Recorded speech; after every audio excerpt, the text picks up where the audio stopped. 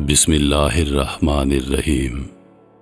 آواز اور تصویر کی دنیا کے دوستو، آواز کی دنیا کا آدمی ہوں میں آپ تمام دوستوں کو روہیل وائس چینل میں دل کی گہرائیوں سے خوش آمدید کہتا ہوں۔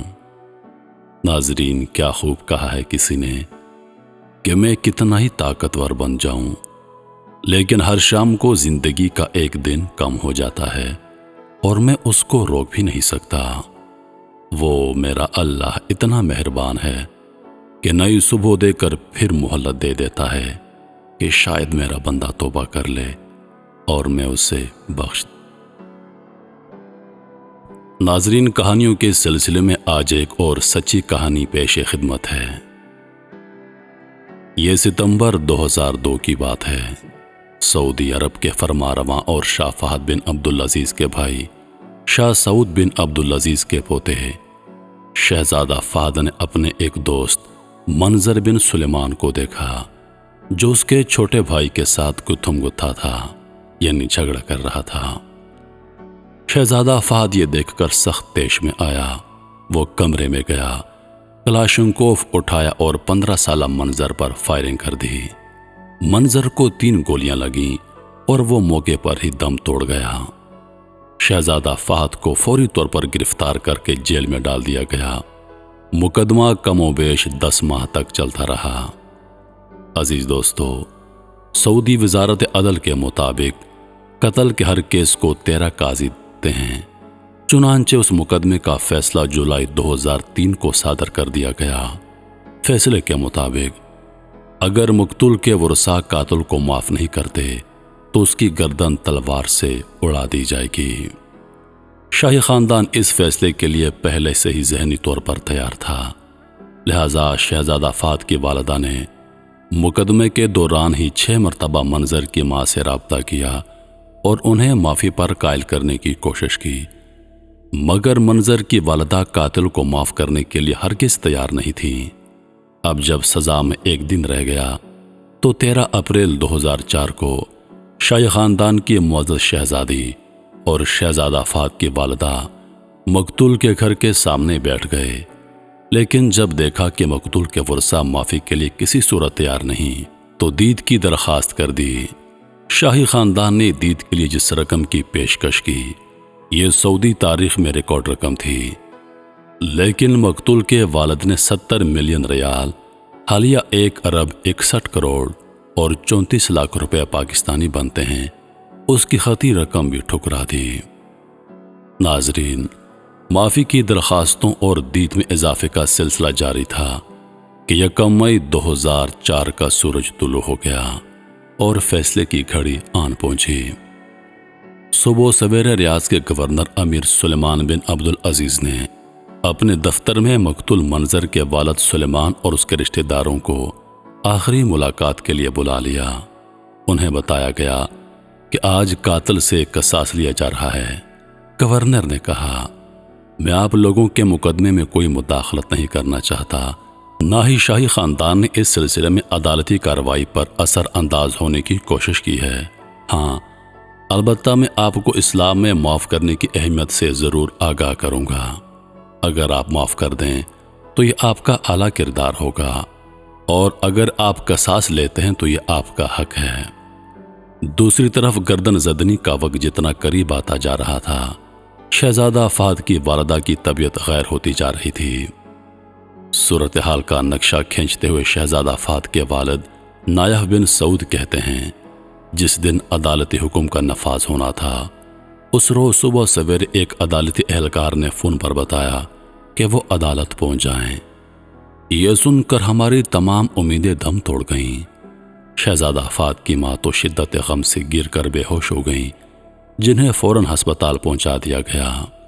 میں نے اپنی ہمت جمع کی، لیکن ایک ایسے باپ کی دلی کیفیت کا اندازہ کون کر سکتا ہے جس کو چند گھنٹے کے بعد اپنے نوجوان بیٹے کا تڑپتا جسم اور کٹی گردن دیکھنا تھی۔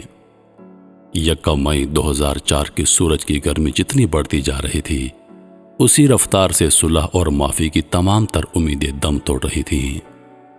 صبح سے بے شمار لوگ قصر الحرم کے پہلو میں میدان قصاص میں جمع تھے۔ کچھ لمحے کے بعد لوگوں نے دیکھا شہزادہ فہد کو ایک گاڑی سے اتارا گیا۔ اس کے پیروں میں بیڑیاں لگی تھیں، قیدیوں کا مخصوص لباس پہنا ہوا ہے اور سیکیورٹی اہلکاروں نے اس کا بازو تھاما ہوا ہے۔ میدان قصاص میں لا کر عدالت کے اہلکاروں نے اپنی آخری کارروائی مکمل کرتے ہوئے مقتول کے والد سلیمان سے پوچھا، کیا آپ قاتل کو پہچان رہے ہیں؟ اس نے اس کے چچا زاد بھائیوں اور قبیلے کے افراد نے گواہی دی، ہاں یہی وہ قاتل ہے۔ پیارے بھائیوں، ادھر جلاد نے تلوار میان سے نکالی، ادھر شہزادہ فہد نے آخری بار پکارا، سلیمان، اللہ کی رضا کی خاطر مجھے معاف کر دیں۔ مقتول کے والد سلیمان نے بتایا، میں نے گزشتہ تمام وقت صرف اور صرف قصاص پر زور دیا تھا۔ میرے چچا زاد بھائی عبد الرحمن نے ایک مرتبہ مجھے پھر کہا، 5 منٹ تک مزید غور کر لو۔ میں سوچتا رہا۔ 5 منٹ بعد پولیس کی چیف نے مجھ سے پوچھا، تمہارا کیا فیصلہ ہے؟ میں نے جواب دیا، قصاص اور صرف قصاص۔ چنانچہ اس نے جلاد کو اشارہ کر دیا۔ جلاد نے تلوار نیام سے نکالی ہوئی تھی، اب وہ بالکل تیار تھا، لیکن اس دوران میرے قبیلے کے بعض افراد نے مشورہ دیا کہ میں ایک بار پھر استخارہ کروں اور اپنے رب سے مشورہ طلب کر لوں۔ میں اس سے پہلے 2 مرتبہ استخارہ کر چکا تھا اور اسی نتیجے پر پہنچا تھا کہ ہر حالت میں قصاص چاہیے۔ میں نے ایک بار پھر استخارے کا فیصلہ کیا۔ قتل گاہ سے چند میٹر دور اپنا رخ قبلے کی طرف کیا۔ آدھا گھنٹہ میں نماز ادا کرتا رہا اور مسلسل گڑ گڑا کر اپنے رب سے مشورہ کرتا رہا۔ نماز کے بعد میں نے اپنے بیٹے تمیم سے کہا، موبائل پر اپنی والدہ سے میری بات کرواؤ۔ فون پر اہلیہ سے بات ہوئی۔ میں نے پوچھا، تمہارا کیا فیصلہ ہے؟ اس نے کہا، تم جو بھی فیصلہ کرو گے مجھے منظور ہے۔ اب چند لمحات کی تو بات تھی۔ شہزادہ فہد سر جھکائے ہوئے تھا۔ جلاد تلوار سونتے اشارے کا منتظر تھا اور ہزاروں لوگوں کی نظریں مقتول کے والد سلیمان پر جمی تھیں۔ سلیمان نے اپنے بیٹے تمیم اور بھائی عبد الرحمن کو آخری مشورے کے لیے بلایا اور پھر یکدم قاتل کو مخاطب کرتے ہوئے اعلان کیا، چاہو میں نے اللہ کی رضا کے لیے تمہیں معاف کر دیا ہے، لیکن یاد رکھو مجھے کسی نے مجبور نہیں کیا، نہ ہی مجھے کوئی مالی لالچ ہے۔ ہاں، لیکن تمہیں قرآن حفظ کرنا چاہیے اور بقیہ زندگی اللہ اور اس کے رسول صلی اللہ علیہ وآلہ وسلم کی اطاعت میں گزارنی چاہیے۔ عزیز دوستو، یہ اعلان سننا تھا کہ میدان اللہ اکبر کے نعروں سے گونج اٹھا۔ آج عفو درگزر اور عدل کا یہ نظام دیکھ کر ہر آنکھ اشک بار تھی۔ سلیمان آگے بڑھا، شاہ فہد کو گلے لگایا۔ شہزادہ فہد نے سلیمان کے سر کے بوسے لیے، اپنے فعل پر ندامت کا اظہار کیا اور اس کا شکریہ ادا کیا۔ ناظرین، یہ تصوراتی کہانی یا صدیوں پہلے کی کوئی رومانی روداد نہیں، بلکہ یہ اسی صدی کا ایک سچا واقعہ ہے۔ یہ وہی اسلام عدل ہے جس کے سامنے شاہی خاندان بھی اپنے آپ کو بے بس پاتا ہے۔ جی ہاں، اسلام کا نظام عدل جس کے سامنے شاہ سعود بن عبدالعزیز کا پوتا بھی سر جھکائے کھڑا نظر آتا ہے۔ کہتے ہیں پاکستان اسلام کا قلعہ ہے۔ میں اس بات پر حیران ہو جاتا ہوں کیونکہ ہمارے ملک میں قانون صرف اور صرف غریب کے لیے ہے۔ یہاں پر امیر اور پیسوں والوں کے لیے کوئی قانون نہیں۔ یہاں انصاف پیسوں پر بکتا ہے۔ یہاں سب کچھ پیسوں پر مل جاتا ہے۔ یہاں پر عدالتیں پیسوں میں فروخت ہو جاتی ہیں۔ کاش کہ پاکستان میں نظام عدل ہوتا، کاش کہ پاکستان میں شریعت کے مطابق فیصلے ہوتے، کاش پاکستان میں انگریز کا قانون نہ ہوتا تو ہر شخص کو انصاف ملتا۔ محترم ناظرین، کہتے ہیں کہ معاف کرنا سب سے بڑا عمل ہے کیونکہ یہ اللہ پاک کا پسندیدہ کام ہے۔